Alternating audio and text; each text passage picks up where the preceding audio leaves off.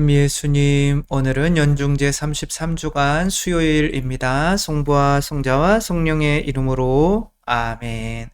오늘 복음 말씀은 탤런트의 비유의 루카 버전이죠.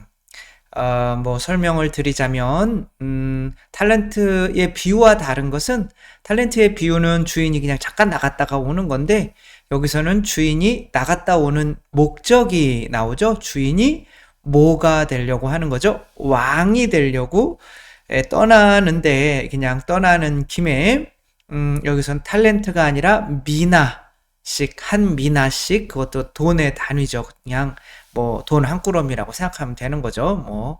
한 1억 정도씩 이렇게. 에, 탤런트의 비유는 좀 다르게 주고 가죠. 그것은 우리 개인적인 하느님으로부터 받은 것을 느끼는 거겠죠. 어떤 사람은 5 탤런트 받았다고 느끼고, 어떤 사람은 2 탤런트, 어떤 사람은 1 탤런트, 남들은 5 탤런트 받는데 나는 1 탤런트밖에 안 받았네, 10 받아 죽겠네, 나는 이 주인이 너무 싫어. 여기도 똑같은 거예요.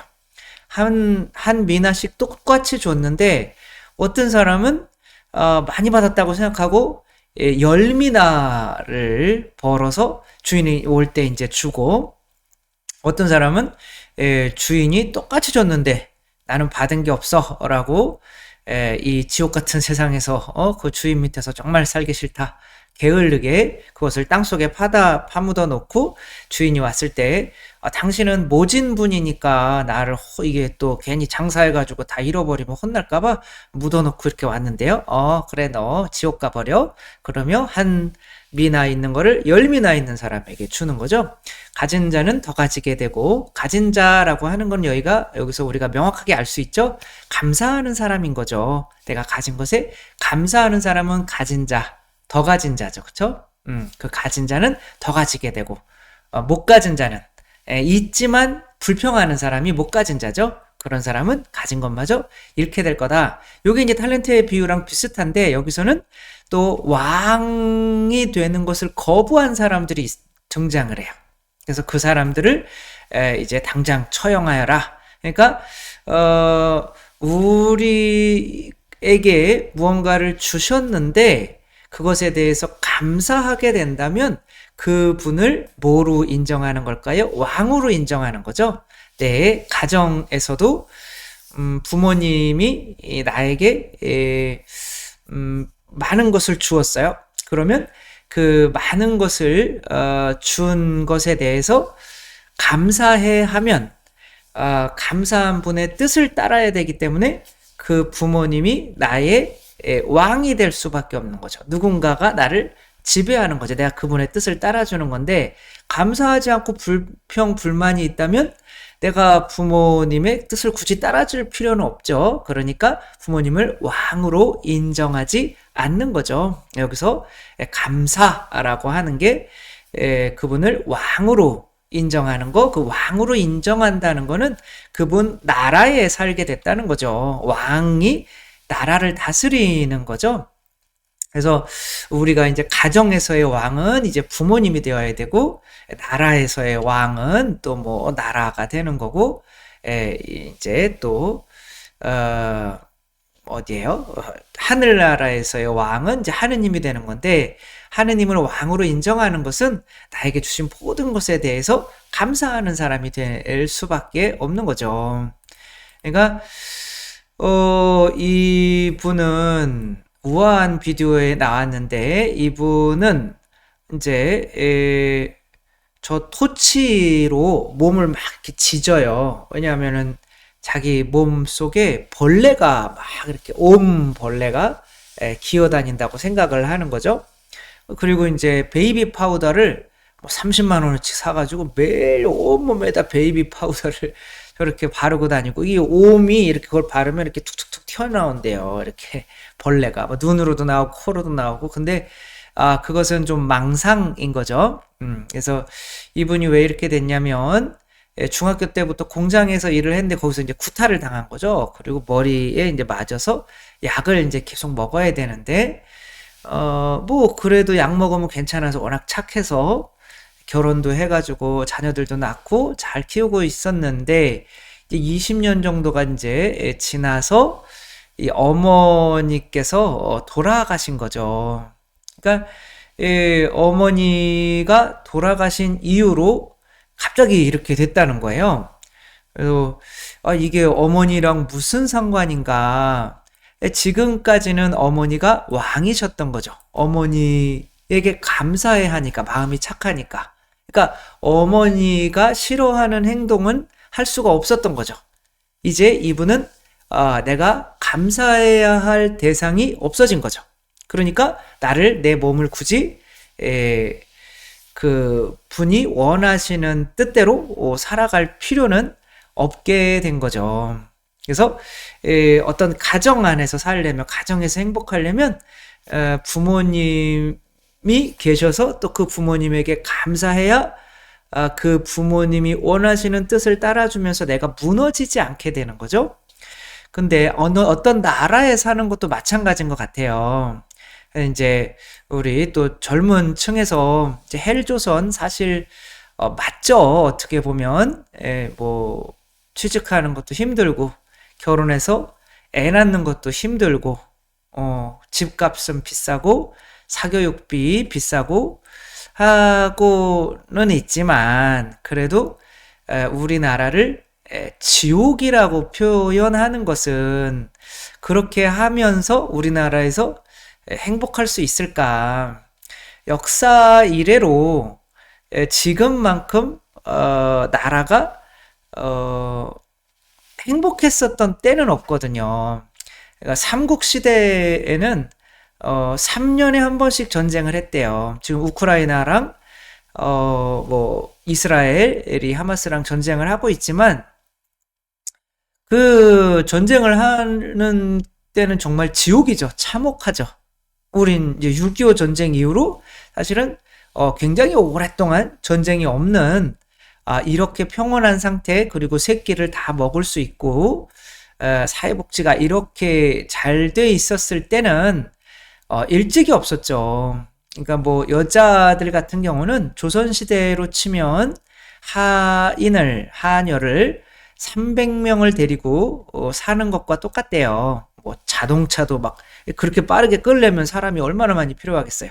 밥하는 하녀, TV에서 춤춰주고 웃겨주는 하인들, 뭐 300명 이상씩 거느리고 사는 거죠. 근데 헬조선이라고 한다.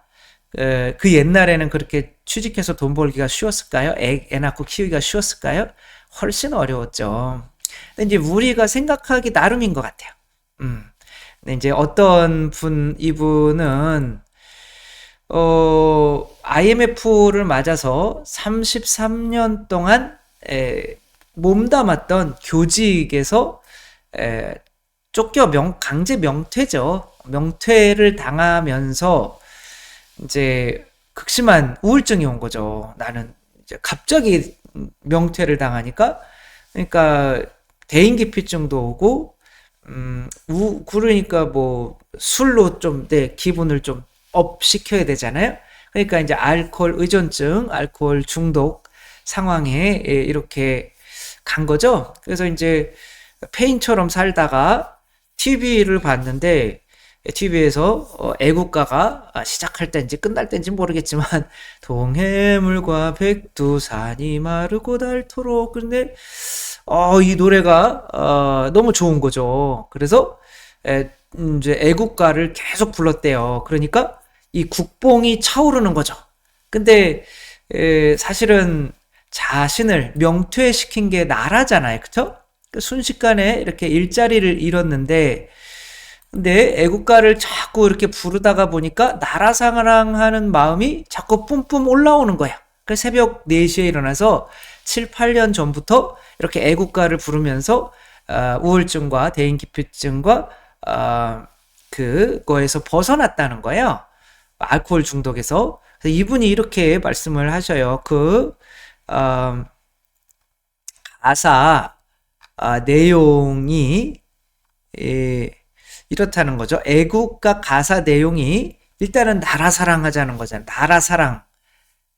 더 좁게는 나라 사랑을 하려면 내가 가족을 사랑해야 돼. 가족이 무너지면 나라가 무너지니까. 더 좁게는 개인, 나 자신의 사랑을 해야 된다는 내용이 들어있다는 거예요. 그걸 하면서 나라 사랑을 하면서 그 나라의 뜻이 내 개인이 이렇게 무너지면 안 되는 거였구나. 그러니까 나라 사랑에서 내가 건강하게 된 거죠. 그렇게 하려면 내 몸이 튼튼하고 건강해야지만 가족도 지키고 나라도 지킨다는 생각이 들어서 그렇게 애국가를 몇 년째 이렇게 부르고 있는 거예요. 뭐 프린트해서 아내한테 주기도 하고 아내는 도망 다니시고 안 부른다고. 어차피 이 나라에 살잖아요. 그리고 이 나라에서 행복하고 싶다면, 그리고 이 나라에 살 거라면, 이 나라에 대해서 헬조선이라고 하기보다는 이 나라를 사랑하고 내가 빼앗기고 막 가진 것도 없지만 그래도 나라한테 이 나라의 땅에 발붙여 살고 나라 군대가 나를 지켜주고 또 나라에서 만드는 뭐 스마트폰이나 인터넷이나 도로나 뭐 이런 것들도 이용할 수 있고 하는 것에 대해서 정말 나라가 없는 사람은 제가 로마에 있을 때 그 이제 집시들이 있잖아요. 로마에도 그 동국권에서 전쟁 때문에 이제 이태리로 넘어온 사람들인데 차 옆에 지나가다가 차가 삐삐삐삐삐삐삐삐 뭐 그러잖아요. 툭 치기만 하면은 그럼 경찰들이 와서 그 사람들을 사정없이 때려요. 물어보지도 않고 그냥. 그러니까 이제 그 사람들이 일으키는 범죄나 이런 것들이 있기는 있겠죠. 근데 뉴스에서 엄청나게 크게 보도되는 거죠. 그러니까 그 집시들을 어쩔 수 없이 그냥 저 다리 밑에 살게는 하는데 증오의 대상인 거예요. 그냥 무조건 때립니다. 정말 나라가 없다는 것은 어떻게 상상도 할 수가 없는데 우리나라는 치안도 잘 돼 있고 뭐 우리나라만큼 살기 좋은 인프라가 잘 구축된 데가 없어요. 어떤 분은 미국에서 뭐 암인가 뭔가를 그 응급 심장 질환으로 응급실에 가서 수술을 했대요. 그래서 나중에 수술비가 나왔는데 10억 원이 나왔대요. 사실인지 모르겠어요. 근데 이게 안 시킬 수는 없잖아요. 근데 이제 수술을 했는데 수술비가 10억 원이 나왔. 그거 그런 데서 어떻게 삽니까, 여러분? 그쵸? 그러니까 어차피 그 나라에 살려면 국뽕이 되는 수밖에 없어요. 국뽕이 된다는 거는 감사해야 한다는 거죠. 그럼 하느님 나라에 살려면 하느님께 뭐 해야겠어요? 감사해야 되는 거죠.